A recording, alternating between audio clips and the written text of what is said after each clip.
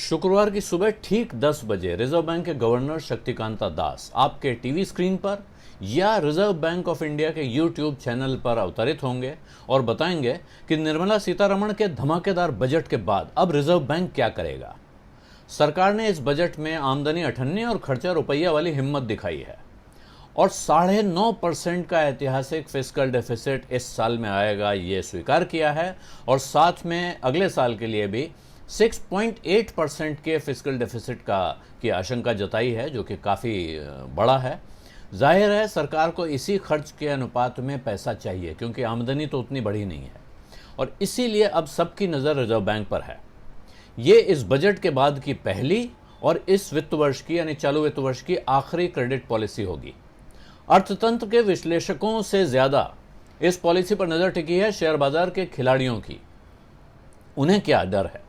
उन्हें डर है कि बजट से बाजार में जो तूफानी तेजी आई है, आरबीआई की यह पॉलिसी कहीं उस पर पानी तो नहीं फेर देगी।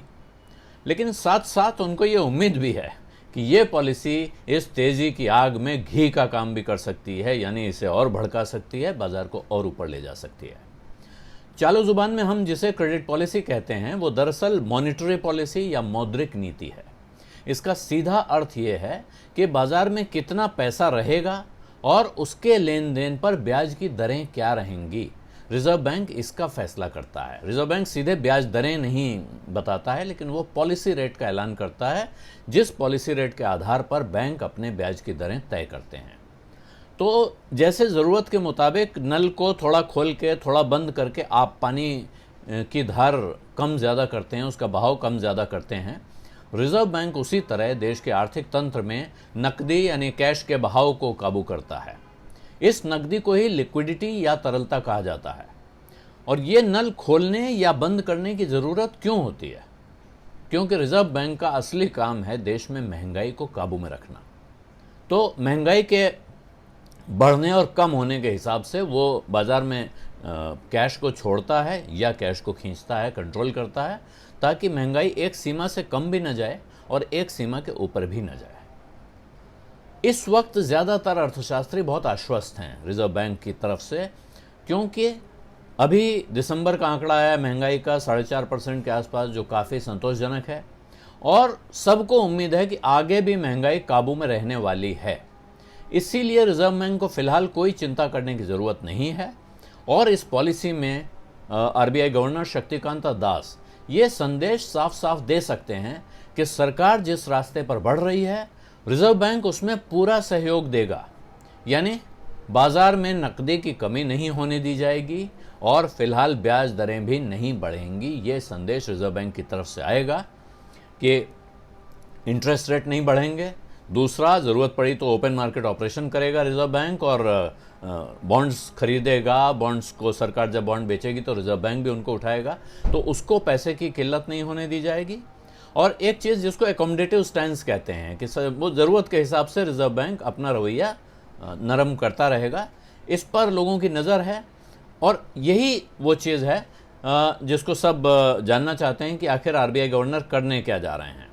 तो जो पोल हुए हैं अलग अलग, इस वक्त परंपरा है कि पॉलिसी के पहले बाज़ार में अर्थशास्त्रियों से सर्वे किए जाते हैं, पूछा जाता है कि क्या किया जाएगा।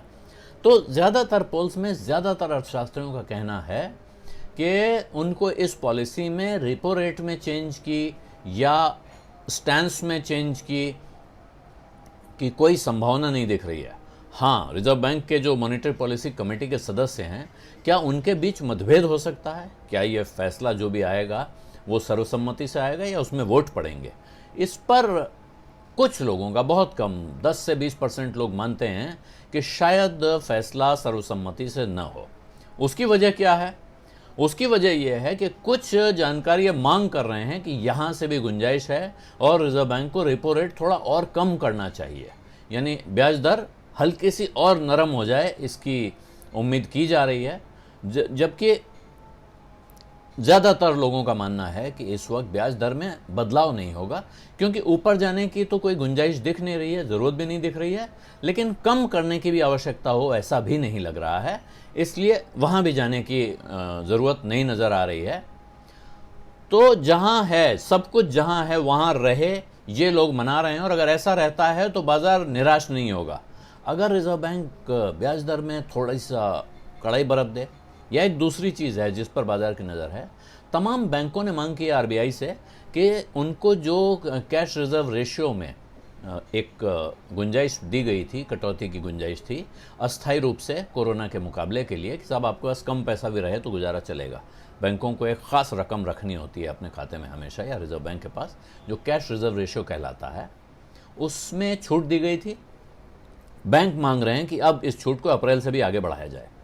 तो क्या आरबीआई गवर्नर इसको आगे बढ़ाते हैं? आरबीआई गवर्नर कितने ओपन मार्केट ऑपरेशन का ऐलान करते हैं?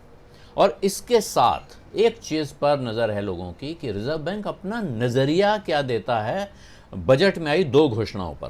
पहली घोषणा है बैड बैंक की। बैड बैंक सीधे सीधे नहीं कहा गया है, लेकिन सरकार एक एसेट रिकंस्ट्रक्शन कंपनी बनाएगी और एक एसेट मैनेजमेंट कंपनी बनाएगी जो बैंकों के बैड डेट या एनपीए को ले लेगी और उसको वो मैनेज करेगी। बैंकों के अंदर जो जहर भरा है वो साफ हो जाएगा। इस फैसले पर रिजर्व बैंक कैसे रिएक्ट करता है, क्या कहता है? और साथ में फॉरेन डोमेस्टिक फाइनेंशियल इंस्टीट्यूशंस डीएफआईज के रेगुलेशन का एक नया तरीका सुझाया गया है कि सब कुछ अब एक जगह रेगुलेट हो। इस पर रिजर्व बैंक कैसे रिएक्ट करता है, क्योंकि ये बड़ा पुराना झगड़ा है कि किसी चीज़ को आरबीआई रेगुलेट करता है, किसी चीज़ को सेबी रेगुलेट करता है। अब पीएफआरडीआई भी है और आईआरडीए भी है। ये अलग अलग तरह के रेगुलेटर हैं फाइनेंशियल सेक्टर में। इनके बीच की रेखाएं तोड़ने की कोशिश हो रही है और तरह तरह के भ्रम खत्म करने की कोशिश हो रही है। इस पर रिजर्व बैंक कैसे रिस्पॉन्ड करता है, इस पर सबकी नज़र रहेगी।